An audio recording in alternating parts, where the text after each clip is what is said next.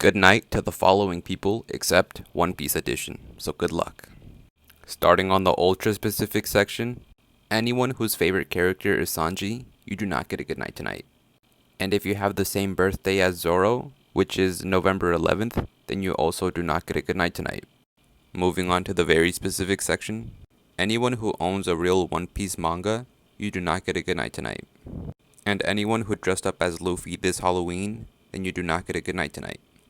If the second person that pops up when you tap share and more, if that person has a Tony Chopper profile picture, then you do not get a good night tonight. But they do. So send this video to them to let them know that they get a good night tonight.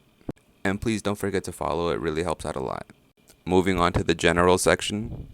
Anyone who is currently on pre-time skip One Piece, you do not get a good night tonight. And anyone who watched the One Piece live adaptation from Netflix, you do not get a good night tonight. I don't get a good night tonight because I watched it, but it was really good, so it's worth it. And finally, moving on to the broad category. Anyone who is completely caught up on the One Piece anime, you do not get a good night tonight. So if you're caught up on the manga, you're good. You get a good night tonight. Let me know down in the comments if you got a good night tonight.